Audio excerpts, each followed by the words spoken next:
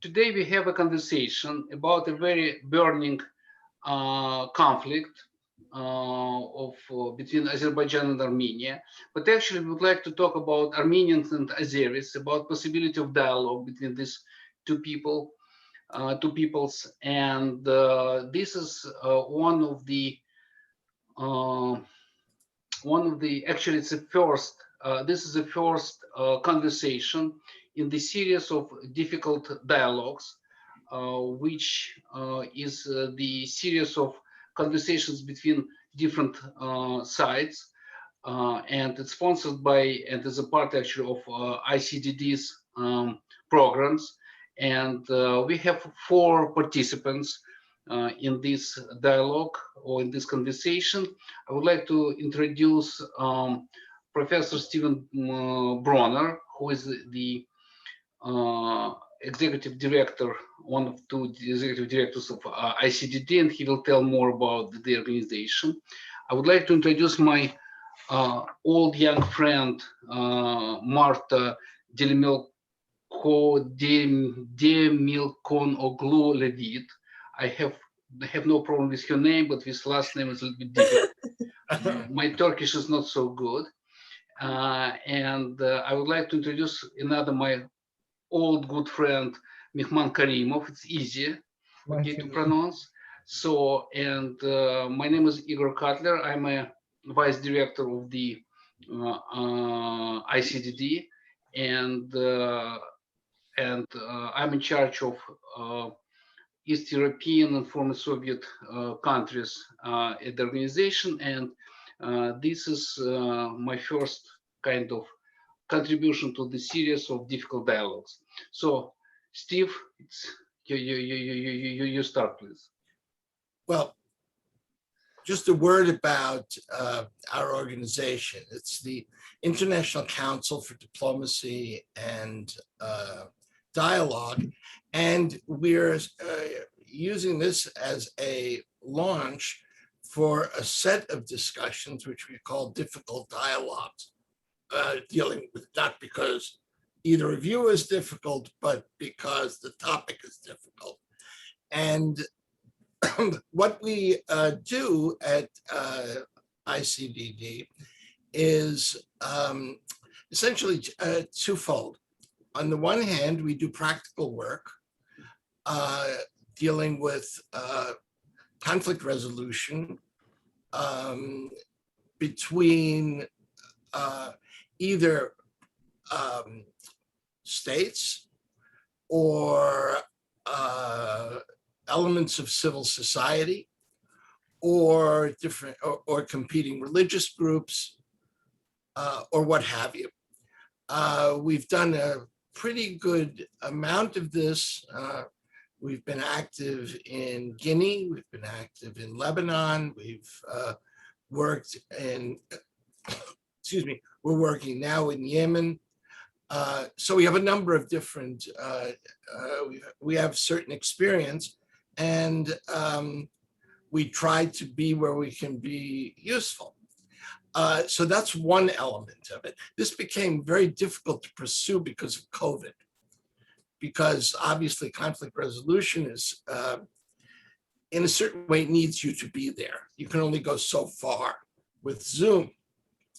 But what we decided instead, or what we decided in temporarily, was we would really highlight educational activities, which would involve podcasts, excuse me, podcasts, symposia, webinars, and the like. And if you check our website, www.icdd.info, you'll see we've done quite a number of them. I should say Igor Cutler has put together a series dealing with the Holocaust and genocide, which is really of great interest. I mean, it's a really quality set of discussions. And that's basically what we do. And we try to proceed in a cosmopolitan manner.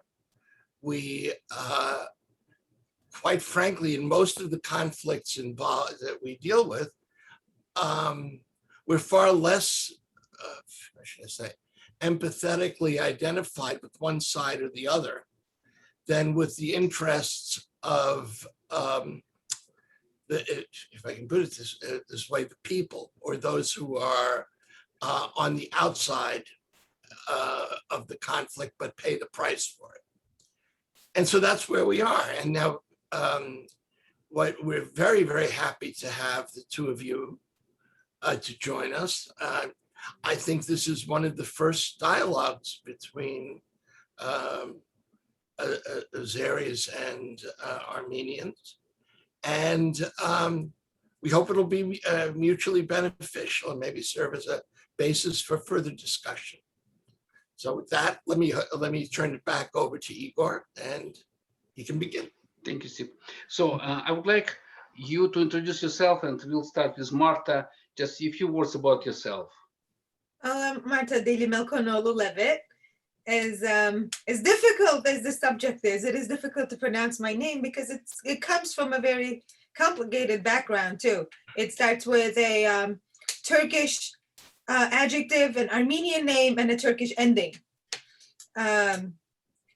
So I was born and raised in Turkey. I came to the United States when I was 18, and I went to college and law school in the United States. I'm an immigration attorney, and I'm Armenian from Turkey, and I've had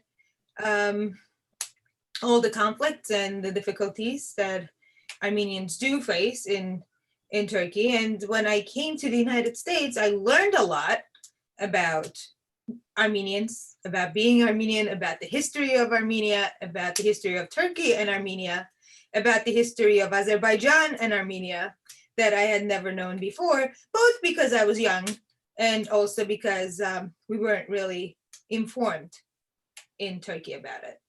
So it is a pleasure and honor to be here today with you. Yeah. Thank you, Marta. Now, Mehman, please also, can you introduce yourself? Good afternoon, esteemed colleagues. So my name is Mehman Karimov. I'm also an immigration attorney. I came to the United States when I was 26 years old. I am Azeri, but I grew up in Uzbekistan because my father moved there when he was young with his sister. My father is originally from Armenia, from part of Armenia that used to be populated by Azerbaijanis. And I've been following this conflict since basically it started because we have a very large family in I apologize, in Azerbaijan, in Baku and other, especially in Sumgait. So it used to be.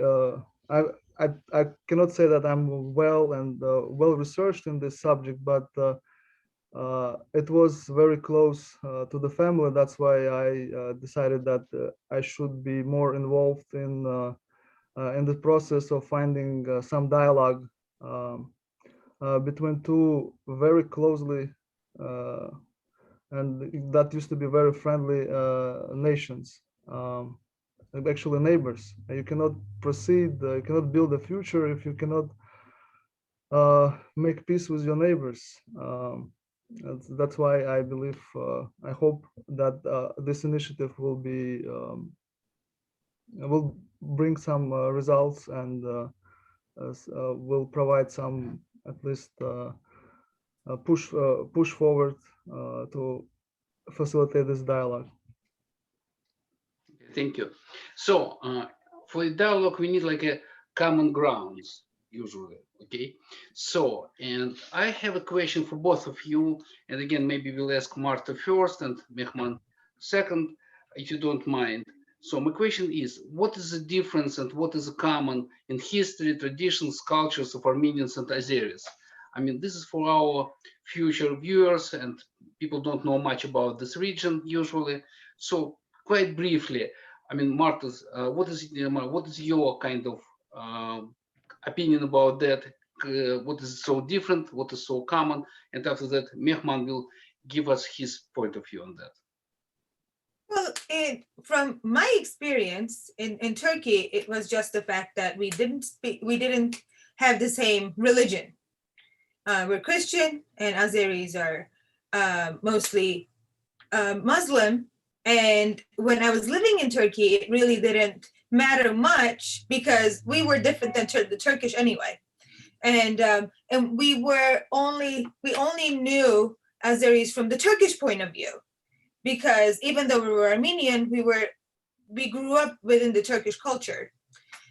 So other than the religion and some local customs, I thought that we were just all pretty much the same. Armenians, Turkish, Azeris, and we do speak languages that are very similar with Turkish and Azeris. We do understand each other, and it was always fun and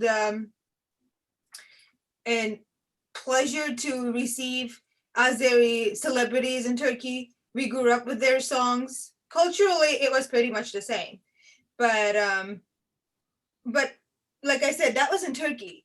When I moved to the United States, I realized that there were so many other things that I didn't know about, that was the historical things that I didn't know about, and that I wasn't really informed, because it was from the Turkish point of view, not the Armenian point of view. But it's really hard for me to really differentiate it at this point too, because I didn't grow up really thinking that we were so different from each other. So at the moment, I feel like we're still friends, and it was very hard for me to understand what was going on with the recent conflict, even though I do remember the Karabakh conflict back in the 90s, but I was very young. And so I only remember that there was a conflict, and the word in Turkey was only that, that the Armenians were fighting over a very small land. And I didn't really much more about it until the recent conflict. Great, thank you. And Mehman? As I grew up during what used to be a Soviet Union, so for us, religion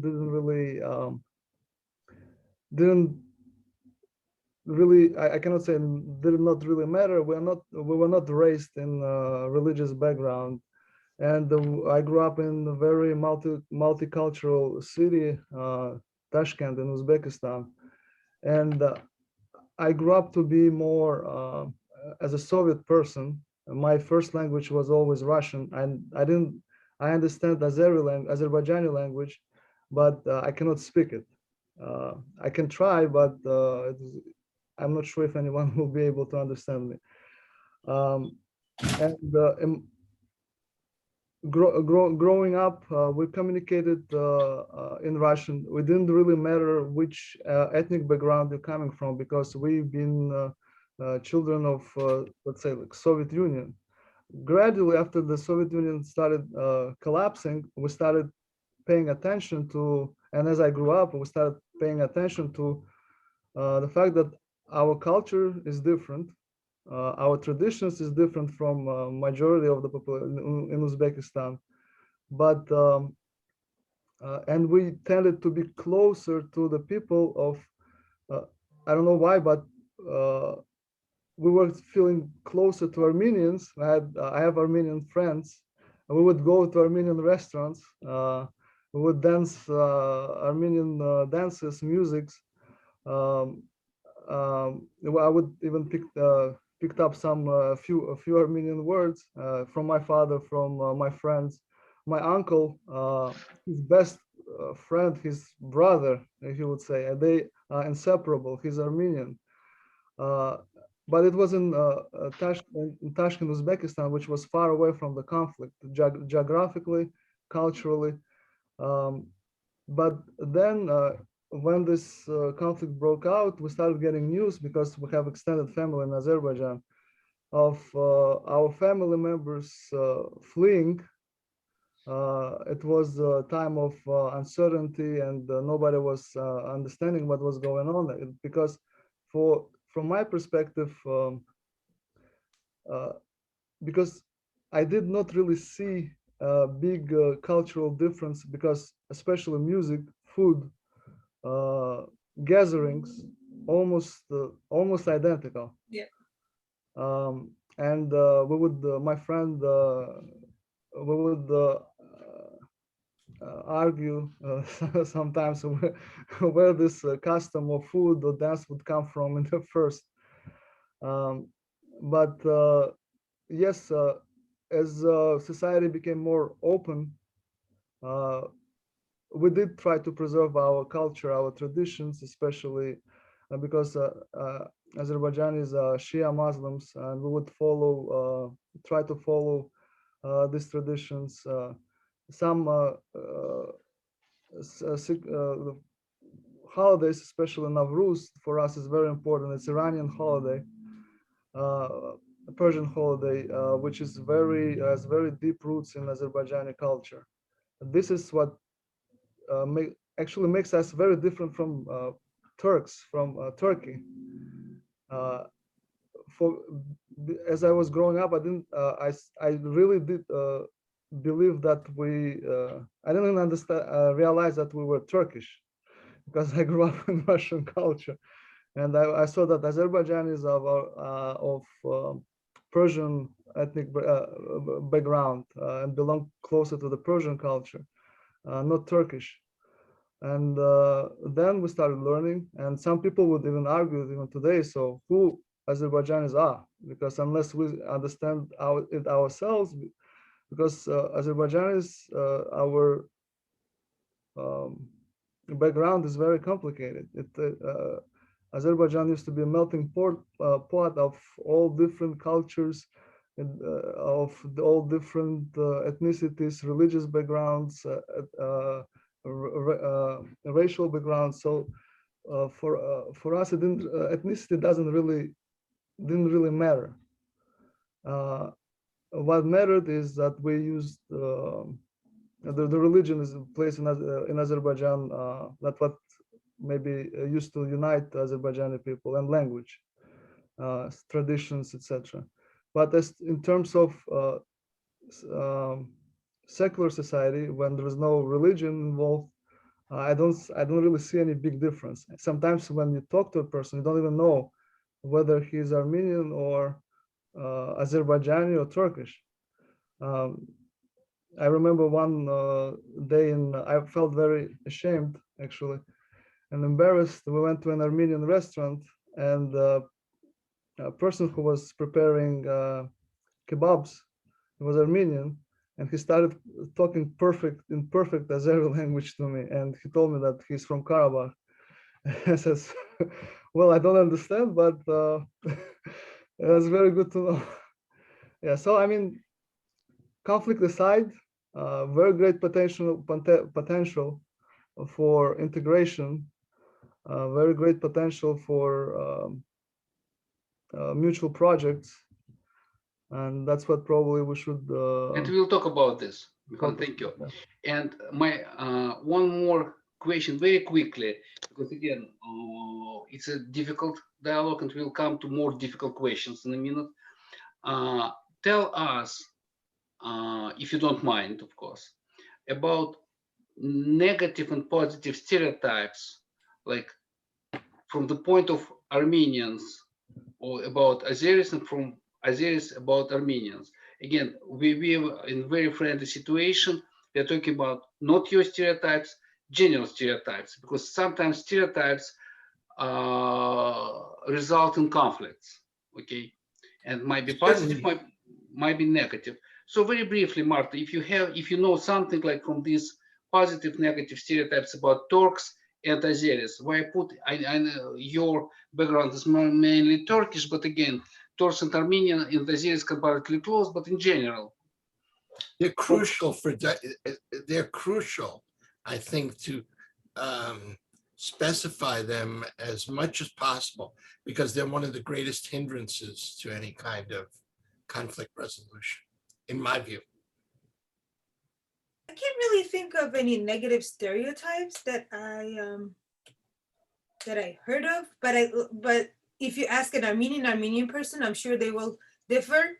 But I've actually never spoken to an Armenian person from Armenia about this Azeri conflict either, and how they feel about Azeris, because because to me they were just neighbors, and thinking of how Turks take Azeris, and if there are any stereotypes in Turkey toward them, they're just I can't think of anything negative. No, fine. But you're from Turkey. Let's talk about Turkey only. It's fine. It's good enough. Are any negative or positive stereotypes about Turks in the eyes of Armenians? About Turks? About Turks, like they all are such and such, something like that. I'm not talking about you in general. Maybe you heard, maybe you know, some just stereotypes. Well, okay. You're asking me if there are any stereotypes about Turks in the Armenian eyes? Yes.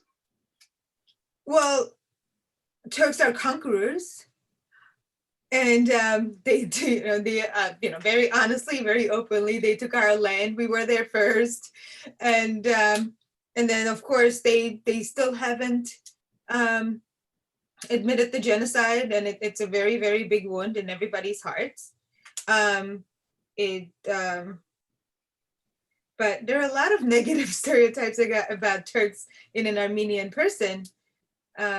But does it really move to Azeris? No, just Turks. No, you don't have this experience. We understand Yeah. that. No, I understand, but give us a couple more, maybe. Again, it's very important for people who do not know much about the conflict, and the conflict very often is based, like Steve said, in my opinion, the same, about stereotypes. I do not, why I can fight against this person. These people are stupid, or these people are crafty, or these people are cunning, or these people are evil, or whatever. Well, Turkish people are killers. They're thieves. They're Now we're corrupt. talking. That's the story. Yeah. In the Armenian eyes, they're all the bad things that you can imagine. I see. This is exactly what we want to know, because again, we are trying here to discuss reality and how we can overcome, because many people unfortunately hold negative stereotypes, sometimes positive stereotypes. It might be also very positive stereotype. Okay, it depends what. Okay, so now Mehman, can you say something? Well, it depends actually. Marta is correct, because it depends where you are. If you take a person from Azerbaijan, he would give you very, very long list of stereotypes and what he thinks of Armenians. If I can just list it doesn't mean that I adhere to that, because still this conflict is still very huge. A glitch in the system. But if we talk about stereotypes, yes, for us, Armenians are aggressors, because people in Azerbaijan, they never even thought of any conflict, and used to live. They were unaware of Armenians in Armenia, Soviet Armenia. They were not very unaware of what was going on, and they felt that they were betrayed by their neighbors, because again, everything was happening during the Soviet Union, very close society. And for us, it was very unexpected. There were many intermarried couples. There were many.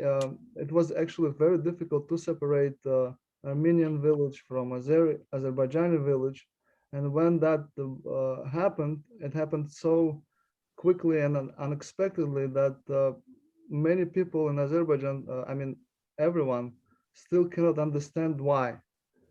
And for us, the main stereotype is we consider Armenians as aggressors. And it was, for us, it was completely unjustified. And I still don't understand the economics of this conflict, because there were more than 400,000 Armenians living in Baku, a very multicultural, cosmopolitan society, similar to Tashkent. And this thinking, this spreads outside of Azerbaijan. Everyone in the Azerbaijani community believes strongly that they are fighting a just war. That has nothing to do with religion, that has nothing to do with ethnicity, that has nothing to do with just, for them, it's reclaiming what used to be theirs. As for other stereotypes, I mean, how we see Armenians, and I see it everywhere, but because I grew up thinking that, for instance, this music, this dish, this item is Azerbaijani. So we don't, Azerbaijanis do not have problems saying, for instance, this is Georgian, this belongs to Avars, this belongs to Lezgins. But when I was able to live outside of Uzbekistan, I was seeing that Armenians claiming everything is Armenian. Bread is Armenian, our bread, like that I grew up seeing everywhere, in every wedding, every party, everywhere, and every restaurant. Music, especially if you look at the Armenian weddings and Azerbaijani weddings, they start almost identical, the same music. And it's called, they would, Armenians say that it's historical Armenian music. For us, we have a feeling that we're being stripped of our culture, of our identity. And if you talk to an Armenian in Armenia, they would say that Azerbaijanis fell off the sky on their lands, and they did not exist, that were some nomads that invaded their lands and assimilated their culture. But which I strongly disagree, because we share a lot for similar culture with Georgians, very many similar aspects with other ethnic groups in Caucasus. But yeah, I mean, if you summarize, positive, we used to be very close, Armenians and Azerbaijan, many inter-ethnic marriages, but we felt betrayed. We feel that Armenians and that's how people in Azerbaijan refer to Armenians in Armenia as aggressors. But if you talk to Armenian and Azerbaijani person, for instance, in Uzbekistan, they don't really they would not share these emotions. They would not share this deep level of animosity or hatred, because for us, we were mentally, geographically away from this conflict. I have more knowledge about it because of my father, and growing up, I wanted to understand why. But other than that, many people, I don't think outside of Azerbaijan share this. I mean, Azerbaijanis in Russia share this, or used to. Now, after what happened recently, but before they wouldn't go that deep. Okay, so but now we'll switch a little bit to another.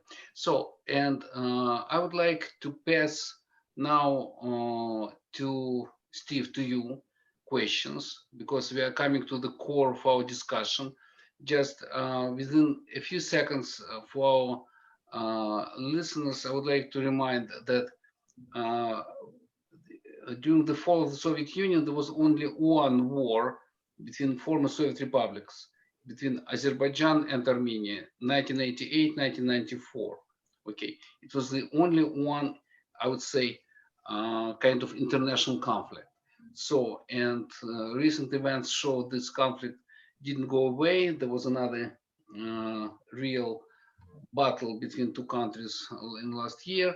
So, and now we will come to this conflict, and not only the conflict, I would say, right, Steve, but also how these two groups, Armenians and Azeris, who live around the globe, and there's a huge Armenian diaspora everywhere in the world, and there are many now Azeris living outside of Azerbaijan.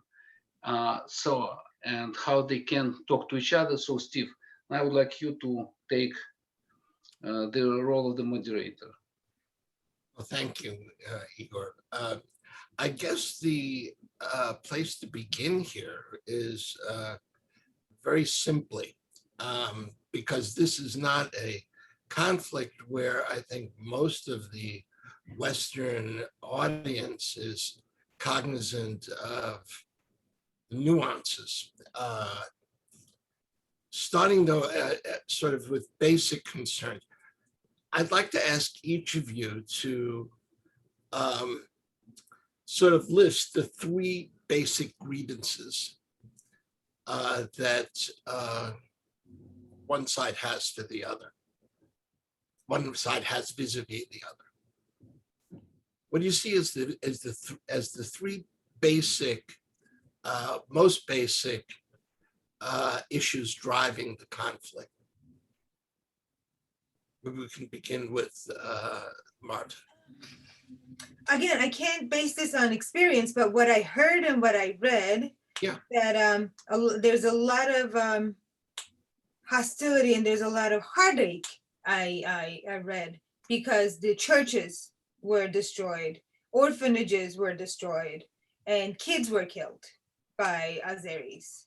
mhm. And that I feel that it's very emotional grievance against the Azeris by the Armenians. So the first thing would be then the religious character, Yes, the conflicts, for better or worse. You know, right. so There are lots of lives lost.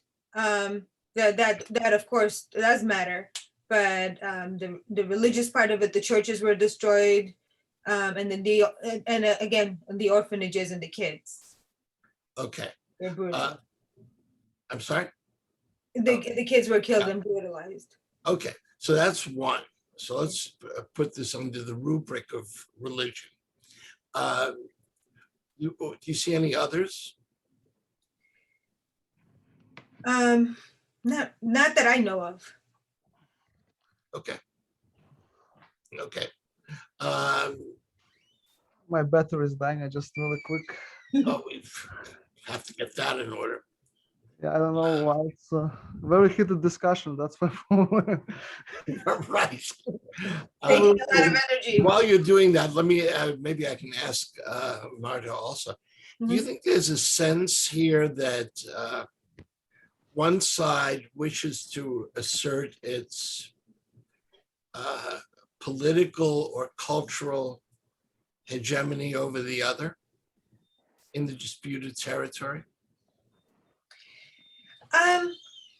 Like I said, I did some research. I did some writing. I read more last year when I was reading about the war. I couldn't really understand what was going on. Why did we start hearing Karabakh again? I thought that it was over back in the 90s. So when I started reading it, I didn't know how hostile the countries were. And then I also did not know and found out that the Turkish government was in the middle of it. And of course I wouldn't know about it in Turkey, but how Turkey encouraged Azerbaijan back in the 90s, and now they were even more successful in doing this during the recent conflict, and how this is a part of Turkey's animosity against the Armenians. Mm-hmm. Mm-hmm. Well, that would, so the second thing would be sort of historical So it feels like this is an ongoing conflict, Right. from coming from the conflict from the Armenians, and it moves on to the Azeris because of the Turks. Yeah, I mean, that makes sense. Unresolved conflicts don't go away. That is certainly true. And So then, it's we have poignant to see that it moves to other cultures, other people, and other neighbors. yes. And lastly, what about, and this is one of the issues with stereotypes. Do you see any economic benefits for one side or the other in this conflict? Well, I'm sure if this is, like we said, if this is by the encouragement of the Turkish government with the Azeris, of course they have a financial gain here. It's a high price to pay, though. Of course. All right.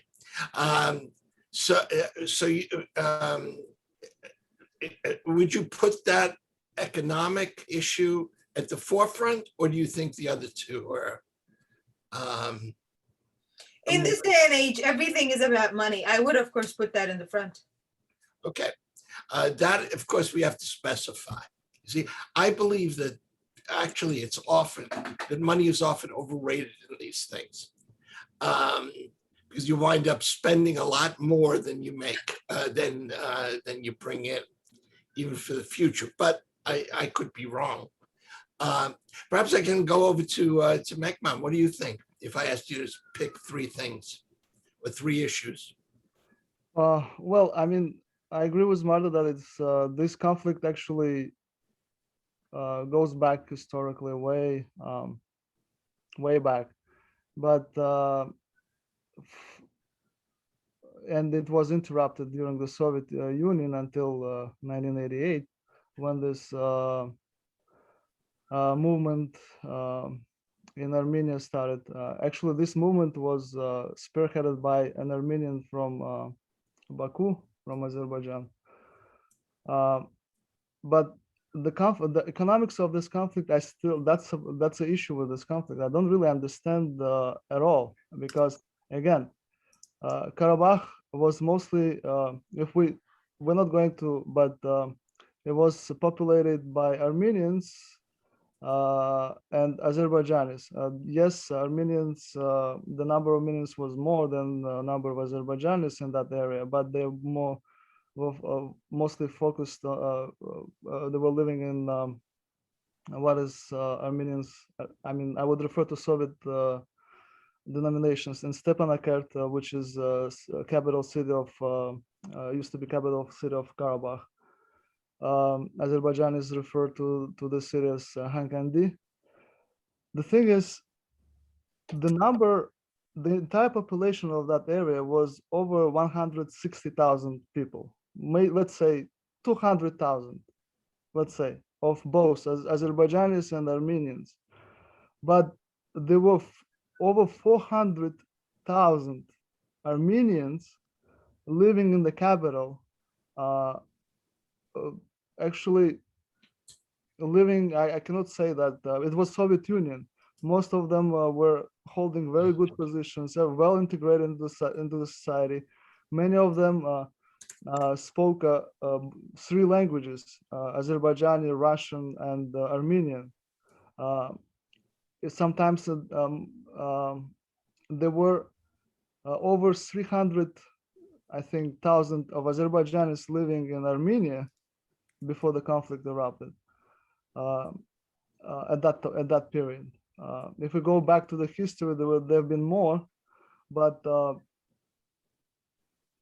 as a result of this conflict, over 400,000 Armenians were displaced over a small piece of land that was there was no, I didn't see, nobody can understand the reason, because there were no atrocities in that area during the Soviet Union. There were no no human rights. It was Soviet Union. There was nothing that would spark this conflict at that time. But my understanding that this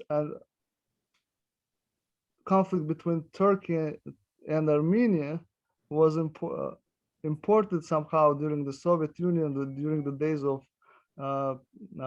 glasnost and perestroika.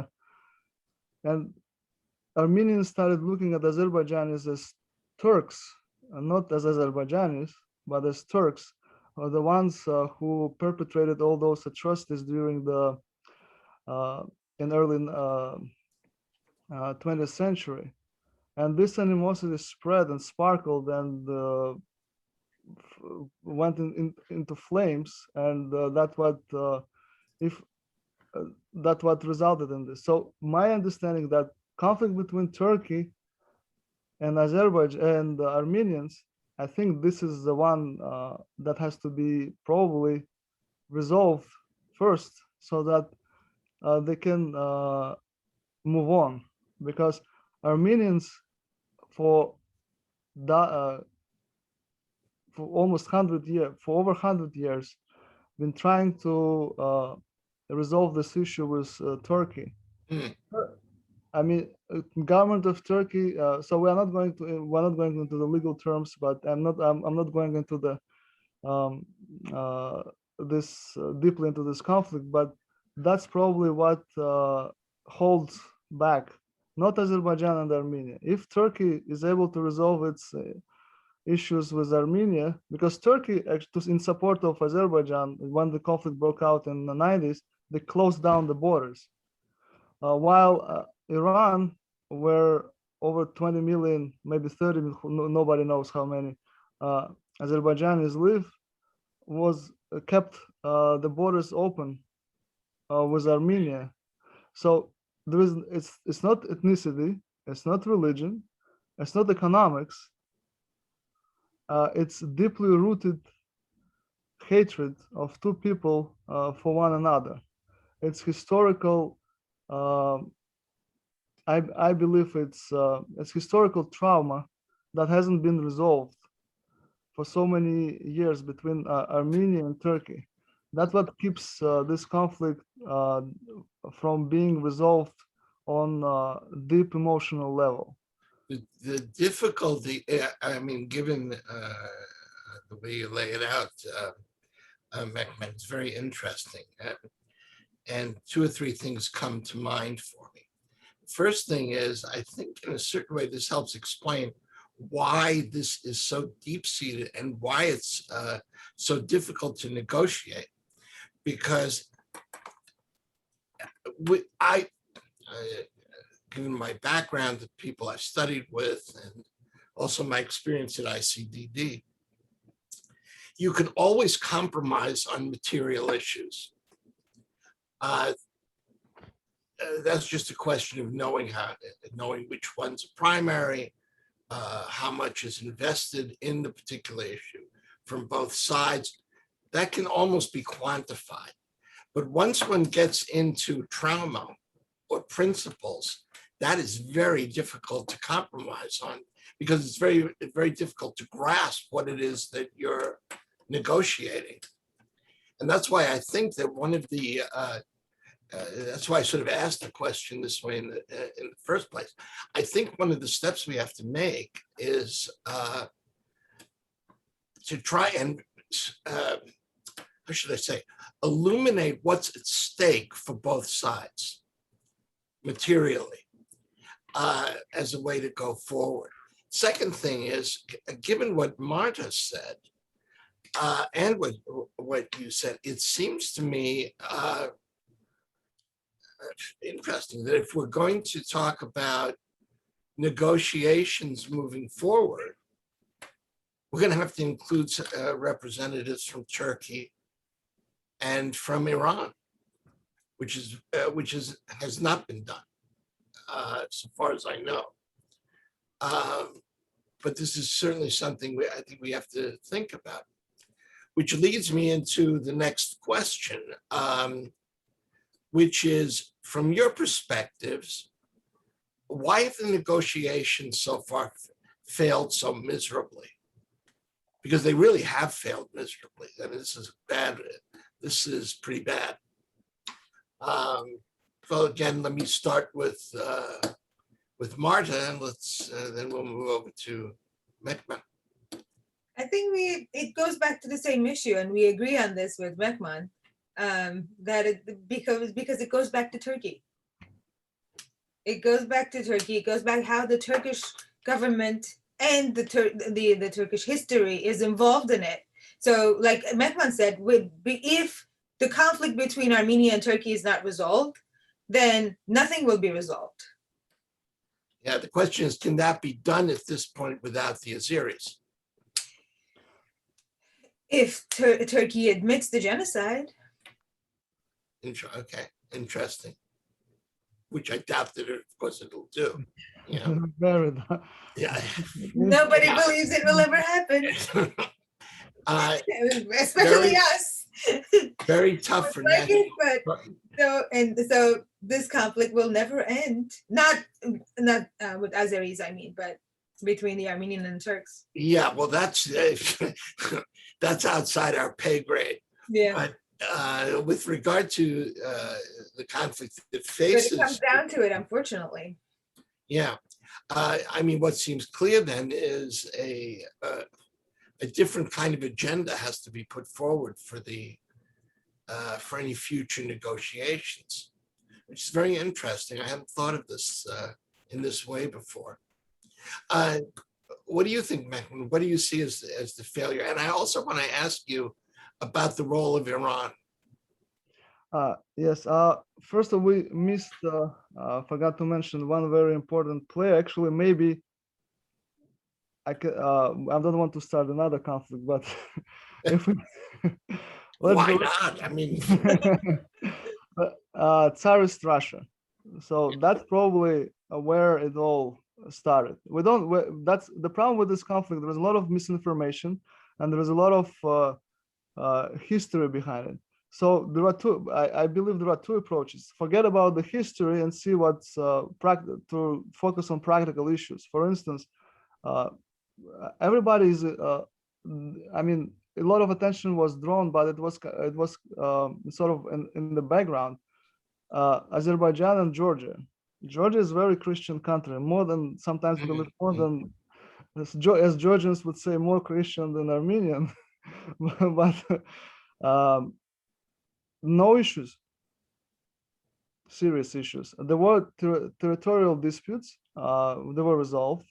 There were some cultural issues resolved, economic issues. Georgia benefits from all this infrastructure from Azerbaijan. Azerbaijan benefits from a lot from Georgia in terms of tourism and in terms of other economic aspects.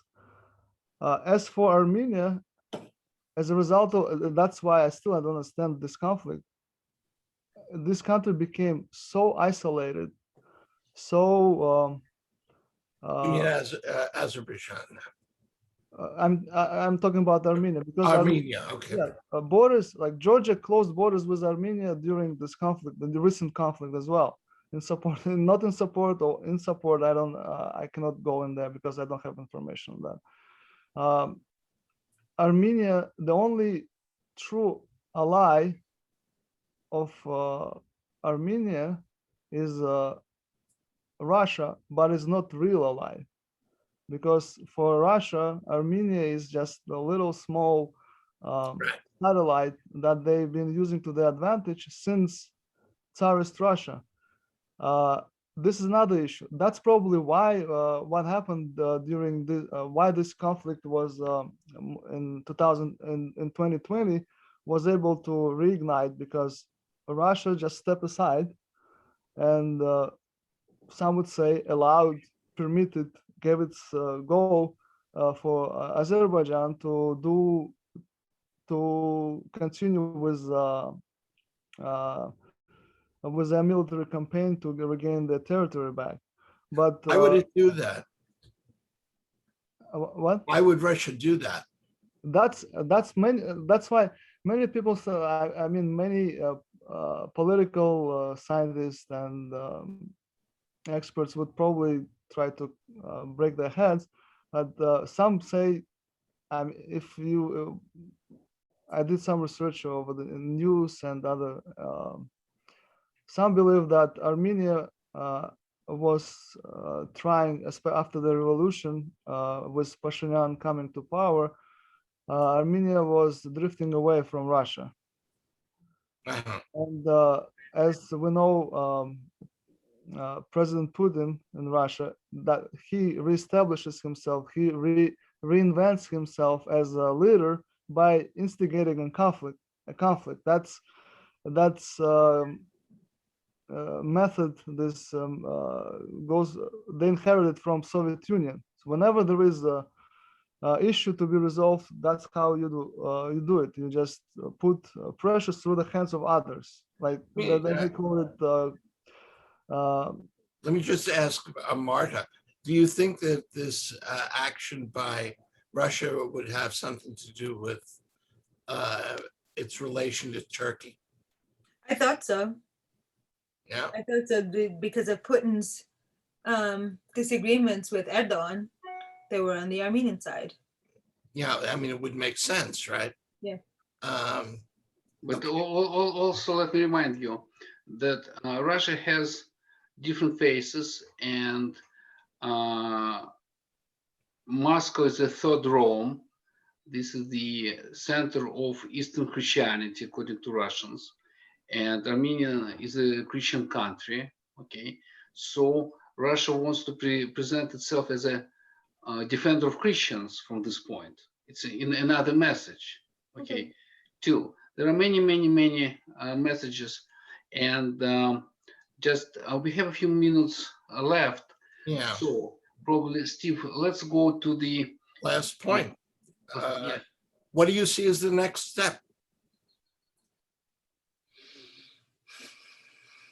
That's the hard question. Let me put That's this the way. most difficult question. No, Yeah. Let me put this way in more. We cannot, I believe, here give any kind of solution for the conflict. Obviously. Yeah. Yes, it's not. But Mehman already mentioned a very important point that we have to talk to each other. We have to have like maybe programs, maybe dialogues, maybe something to reestablish connections, to let people talk. And ICDD works in, say, public diplomacy area, non-official diplomacy, and so on and so forth. And so it would be very important for us, within a few couple of minutes, we don't have much time left, to see your perspective. How, what might be next steps, not again to resolve the conflict, to start how people can talk to each other, because today it's one of the first opportunities when, yes, you know each other, I know about that, you're my friends, I know that you know each other, I know that you're people living without prejudice. I understand that, we understand this too. But what would be your views, how to start this dialogue between wider audience, more people get involved, because from this small spark, maybe something will come out important. When I agreed to speak today, I had no negative feelings, but I also didn't know how beneficial it could be. And I realized it could be very beneficial. I didn't, there's so many things that I didn't know or realize how Mehman, like you said, we know each other. We don't talk to each other about politics mostly, but I didn't know how he felt about the Armenians mostly, how he felt about this issue. And I do realize that if people spoke to each other more and more, it could be beneficial, first for themselves, then for the families, then for the communities that they live in, and then it could go to more and more people and wider audience. But and like everything else, it starts from you and within your group, and I think that this was very beneficial. Thank you. Oh, what about you? What's your view? Well, I mean, dialogue has been going on. So outside of Azerbaijan and Armenia, people, Azerbaijanis and Armenians, kept in touch, communicating, and maintaining their friendships and relationships. But another issue I've noticed living here in U.S. The role of Armenian diaspora in United States. The way they try to portray this conflict. So for them, it's an extension of what happened in Turkey. But for us, it's not. For us, it's. I mean, I would not speak for everyone in Azerbaijan. I would not speak for my family, but the way I felt it, I didn't sleep while it was this most recent conflict. We spent many sleepless nights because every time they would show the any of the soldier, we would young people died for something that was supposed to be resolved in cabinets, in offices, in by officials, but since this conflict has been neglected, it maintained its glow, but for Azerbaijan people for Azerbaijanis, it felt like unfulfilled, ungrounded, and baseless promises, and it's been going on and going on and going on, and nothing was happening. Because I mean, both Armenians and Azerbaijanis are very attached to their land, to the places where they grew up, to where their ancestors were buried, and for it's some people may disregard it, but for Azerbaijani people, they did wanted to go back, to return to the area where they used to live. And my understanding to, if we want to move forward, I think Armenian diaspora in California, which is very strong force that can probably make things happen, should be part of this conversation, because all I can see on their part is attempts to deepen this conflict. No, they don't even try to find any hope in it, or some positive. There can be a future between Armenians, Turks, and Azerbaijanis. So I think Armenian diaspora should, in the United States, especially one in California, should be involved as well. I mean, if we want to start this dialogue, because they're very adamant about what happened and what's happening and what may happen. Well, Okay, so thank you. And I would like to add one thing. So in today's conversation, we came to the point that we have a triangle: Turks, Azeris, and Armenians. Okay, and it's very important, like Mehman, you said, that from your point of view, the old Armenian diaspora in California looks at this conflict as a conflict between Turks and Armenians, because even in like Armenians call Azeris Turks. Okay, so they don't distinguish. For you as an Azeri person, it's a big difference. There are Turks and there are Azeris. We are very different people. We are very close, we are very different. Like Russians and Ukrainians and Belarusians, very close, very different. So, and I would like to conclude, because we're running out of time a little bit. And again, if you want to add something, and Steve, I would like to conclude you the entire session, that, you know, in my belief, the good start is a little bit education about each other. A little bit education, like Marta told us, this conflict, she learned even about Armenian background, history, more in the United States than back in Turkey, despite of this painful history. I know this very well about the Holocaust, how it was presented in the Soviet Union.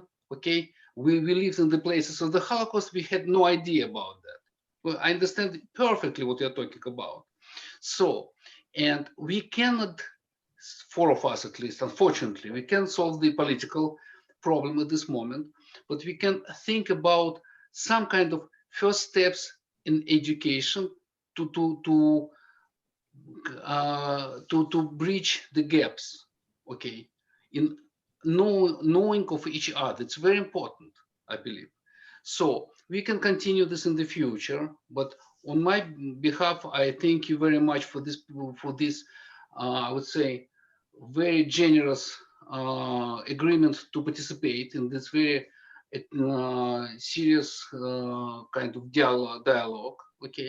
We're very proud to have had you both. Yes, Thank it's you very very much for important. inviting us. And I want Steve, please, I want you to wrap it up our conversation. And again, Martin, Mehman, if you want to add something, you can do this. But again, we don't have so much, not so much time. Okay. But otherwise, Steve, please. Yeah, just to close up, I mean, we would be, or ICDD would be very interested in helping create a dialogue between your communities. And I hope we can begin to do that. If we're lucky, we learn something. If we're even luckier, we can begin to specify what it is that needs to be negotiated, needs to be understood.